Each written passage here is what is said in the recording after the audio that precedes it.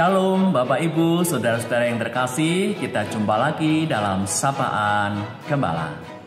Sapaan firman Tuhan hari ini terambil dari Injil Matius 9 ayat 35 sampai dengan yang ke-38. Belas kasihan Yesus terhadap orang banyak. Demikianlah Yesus berkeliling ke semua kota dan desa. Ia mengajar dalam rumah-rumah ibadat dan memberitakan Injil Kerajaan Surga, serta melenyapkan segala penyakit dan kelemahan. Melihat orang banyak itu, tergeraklah hati Yesus oleh belas kasihan kepada mereka, karena mereka lelah dan terlantar seperti domba yang tidak bergembala. Maka katanya kepada murid-muridnya, "Tuaian memang banyak, tetapi pekerja sedikit. Karena itu mintalah kepada Tuan yang mempunyai tuaian, supaya ia mengirimkan pekerja-pekerja untuk tuaian itu." Demikianlah Injil Yesus Kristus. Yang berbahagia adalah setiap orang yang mendengarkan firman Tuhan, direnungkan siang dan malam, dan dilakukan dalam hidup sehari-hari. Haleluya. Saudaraku, ketika kita sedang terkena musibah atau sedang menderita sakit, apalagi kalau sakitnya itu sudah menaun, kadang kita merasa lelah, kadang merasa bosan, kadang merasa capek. Apalagi kalau setiap hari, pagi, siang, sore, bahkan sampai malam harus meminum obat. Ini sungguh-sungguh membosankan, sungguh-sungguh melelahkan. Saya bisa berkata demikian karena saya sendiri mengalaminya. Akhir-akhir ini, hari-hari ini, belakangan ini saya juga merasa lelah, merasa capek, merasa bosan, karena sudah bertahun-tahun ini harus mengkonsumsi obat pagi, siang, dan malam. Hingga pada 3 hari yang lalu saya memutuskan untuk berhenti meminum obat saja. Bukan karena apa, yaitu hanya karena lelah, karena capek, karena bosan. Kenapa saya harus meminum obat begini-begini terus? Nah, rupanya apa yang saya alami ini juga dialami oleh salah satu warga. Beberapa hari yang lalu saya ketemu beliau, yang setiap bulan juga sering ketemu ketika kontrol di rumah sakit. Dia juga bercerita kalau akhir-akhir ini juga merasa lelah dan bosan harus minum obat setiap hari. Hingga sampai di suatu titik beliau pun juga ingin berhenti meminum obat. Hanya kalau pas badannya tidak enak, dia baru meminum obat kembali. Itu pun yang juga saya lakukan hari ini karena terasa badan kurang enak, nafas juga sudah kembali berat, saya minum obat kembali. Tapi anehnya Bapak Ibu Saudara-saudara yang terkasih, banyak teman-teman saya yang tidak percaya kalau sejatinya saya itu sedang bergumul dengan sakit yang saya alami yang sudah bertahun-tahun, lebih dari 5 tahun. Karena mereka berpikir saya ini baik-baik saja, sehat-sehat saja. Karena di foto-foto di Facebook dia melihat saya selalu tersenyum. Bahkan di video-video Sapaan Gembala pun capture-nya itu juga saya tampilkan yang tersenyum. Sehingga teman-teman saya tidak percaya. Sampai pada akhirnya ada teman yang bertanya, "Apa sih resepnya Mas? Kok Mas Santoso ini selalu kelihatan bahagia, selalu kelihatan happy, dengan selalu tersenyum?"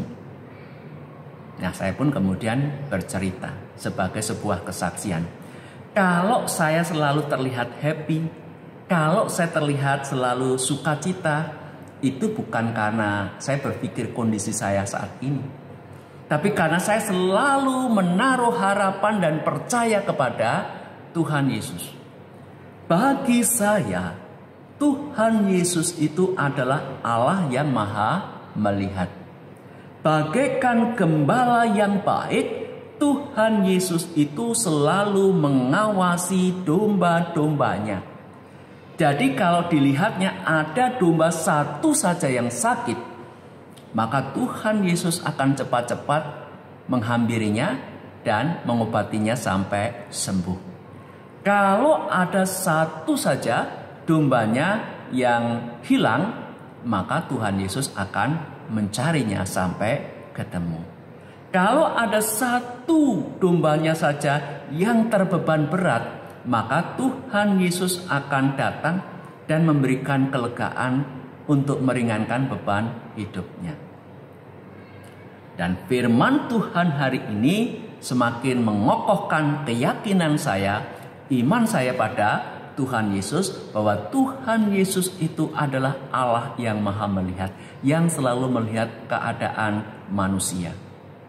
Dalam cerita tadi dikisahkan bahwa ketika Tuhan Yesus menyampaikan kabar sukacita, memberitakan Injil baik di desa maupun di kota, Tuhan Yesus melihat ada orang banyak sekali yang sakit dan juga terbeban.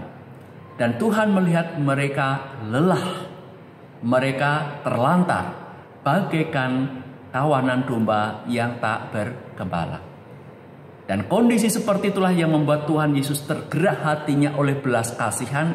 Tuhan Yesus ingin menjadi gembala bagi domba-domba yang sakit, bagi domba-domba yang tersesat, bagi domba-domba yang terbeban berat, dan Tuhan Yesus akan datang memberikan kelegaan bagi mereka. Dan dari Injil ini juga Bapak Ibu saudara-saudara yang terkasih, kita bisa belajar dua hal yang penting. Yang pertama, Tuhan Yesus yang adalah Allah yang maha melihat, itu juga melihat keadaan tidak hanya umat pada waktu itu, tapi juga umat pada saat ini, yang oleh Tuhan Yesus digambarkan seperti tuaian yang banyak itu, yang terlantar bagaikan kawanan domba yang tak bergembala. Tuhan Yesus menunjukkan kepeduliannya kepada kita. Kalau Tuhan Yesus sudah melihat, maka Tuhan Yesus tidak akan lalu begitu saja. Dia akan segera mendatangi kawanan domba itu. Yang sakit akan disembuhkan, yang terluka akan diobati, dan yang terbeban berat akan dikuatkan. Jadi Bapak Ibu saudara yang terkasih, kalau saat ini sedang menderita sakit seperti yang saya alami beberapa waktu ini, dan juga yang terbeban berat karena ditinggal oleh orang yang dikasihi, karena ada masalah-masalah ekonomi atau masalah yang lainnya pun, jangan berputus asa. Tuhan Yesus melihat Bapak Ibu dan saudara sekalian, dan Tuhan Yesus itu juga yang akan bertindak menolong, memulihkan keadaan kita semua. Itu yang pertama. Yang kedua, ketika Tuhan Yesus melihat orang banyak yang digambarkan seperti kawanan domba yang terlantar itu, Tuhan Yesus menunjuk kepada orang-orang yang sedang punya masalah.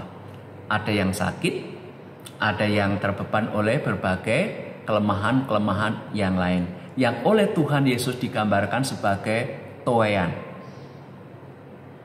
Dan kepada muridnya Tuhan Yesus memerintahkan supaya para murid berdoa, meminta kepada yang empunya tuaian supaya mengutus pekerja-pekerjanya sehingga bisa memanen tuaian itu, sehingga tuaian itu tidak busuk.